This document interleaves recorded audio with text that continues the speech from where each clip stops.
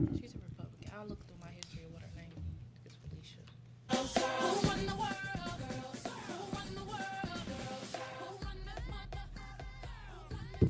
Good afternoon to our listeners who are listening to us live. You are tuned in to Let's Go There with Sassy C. And Tia. And today we have a awesome show lined up today. We are going to be talking about our money matters, respect the black dollar. We have some phenomenal guests with us here today. We have Mr. Sean Washington. Go ahead and tell the people a little bit about yourself, Mr. Sean. Indeed. First and foremost, thank you all for having me. I appreciate the honor. Just a little bit about myself. Once again, my name is Sean Washington, born and raised here in Indianapolis, Indiana. Grew up in 46218. IPS student from elementary school to high school. Went to Indiana State. Student athlete there. Was involved in a lot of organizations on campus, and got a full-time job there, and then ended up leaving that job in January of last year to pursue real estate full-time.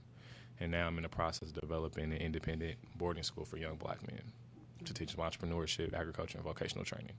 Awesome. Black excellence in the house.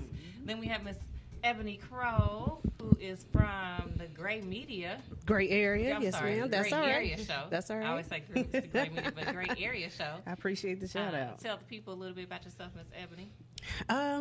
Like Cassandra said, I'm a co-host of the Gray Area Media with my partners Pete Wills and Ray E.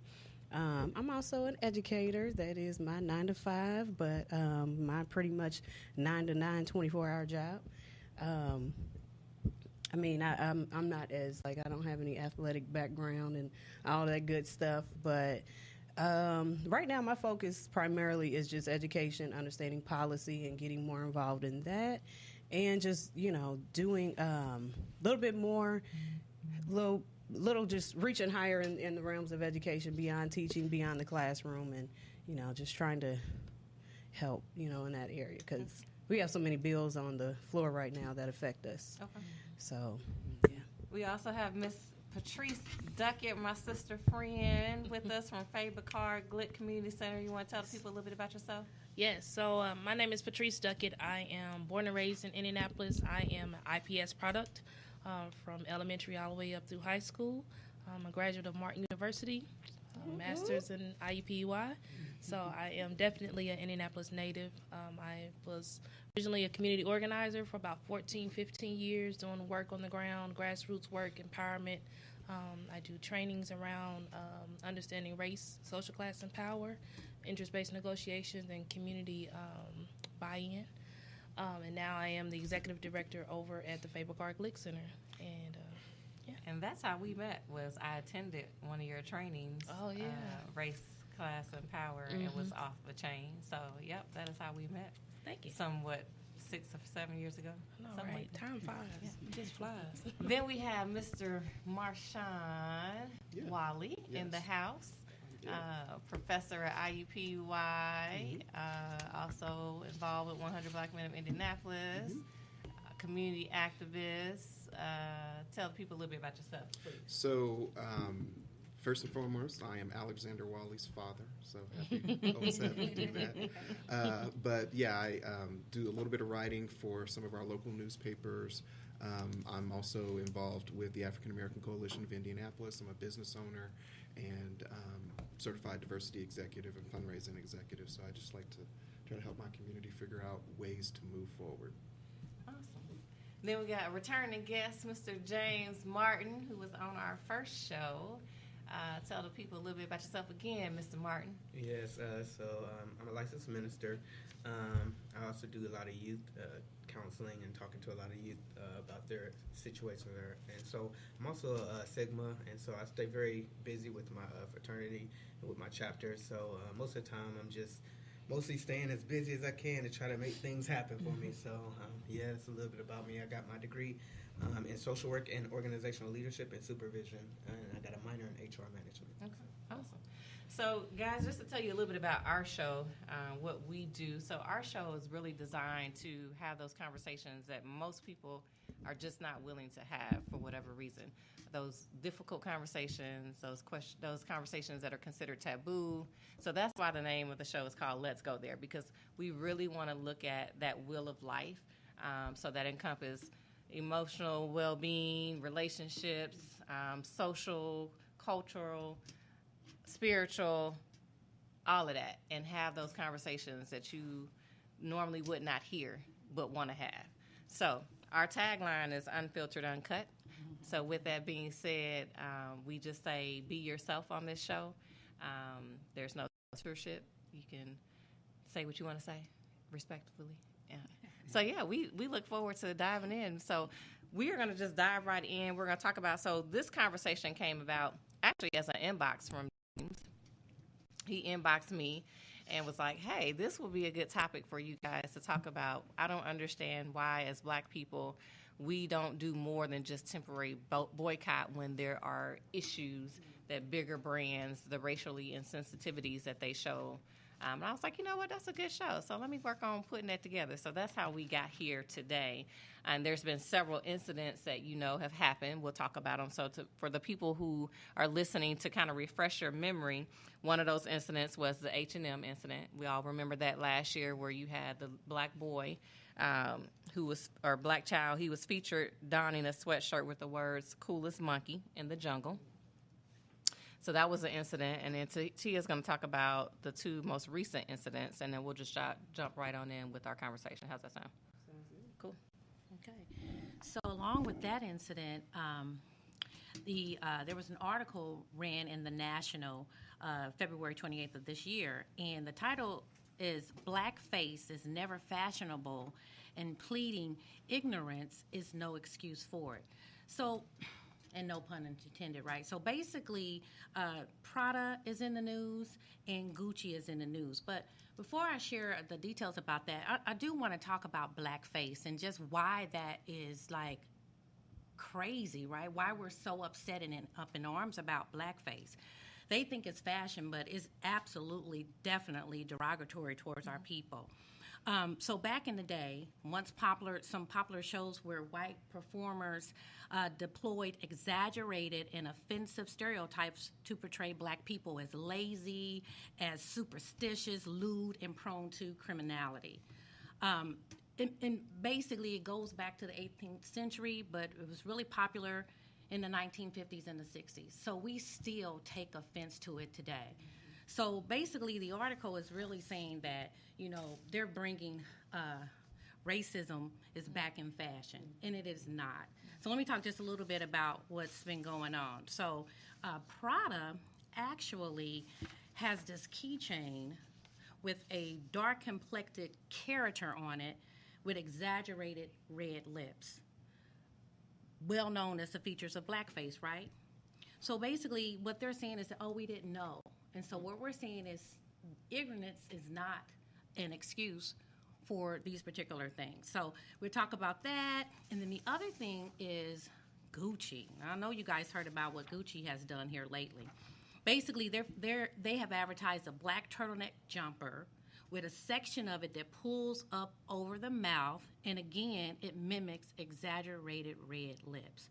So the executive creative director said, that was not my intention. That turtleneck jumper really was not, we didn't mean for it to be that way. Just fashion is what they're basically saying. And then go ahead. And that kind of just leads into that first question that I'm going to pose to the panel.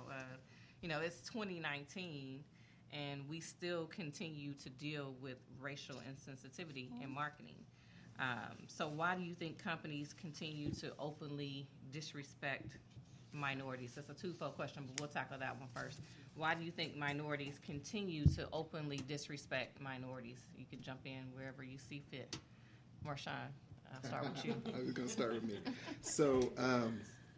So part of the research, I do research on corporate social responsibility, and the actual irony is that corporations have figured out that being social justice oriented is actually an expectation from customers, and that has to do with the way Zennials and millennials and increasingly other generations are looking at corporations, and it has to do with kind of the lack of trust that we have for other institutions like government, really, and even the nonprofit sector.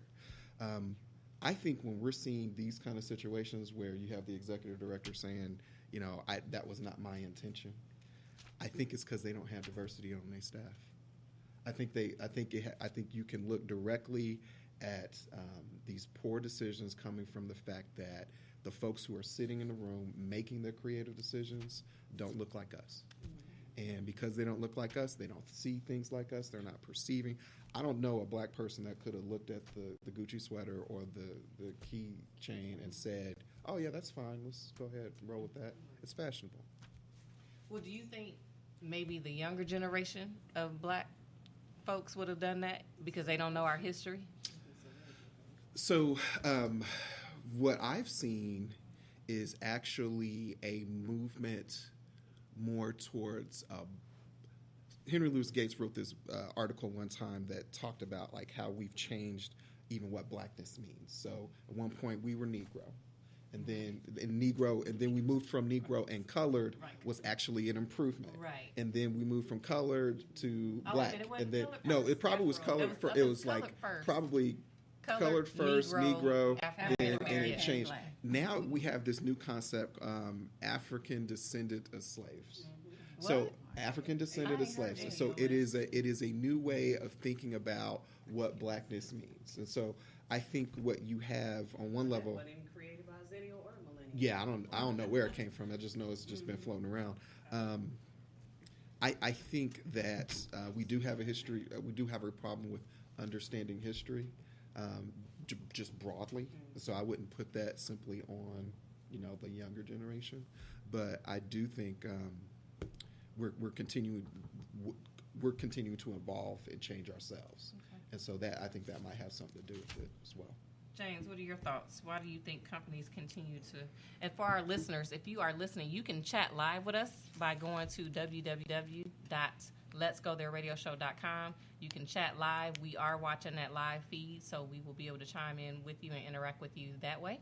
www.letsgothereadioshow.com. If you have a comment or a question for any of our panelists, our guests, you can go there and chat live with us. So, James, why do you think companies continue to openly disrespect minorities when it comes to marketing?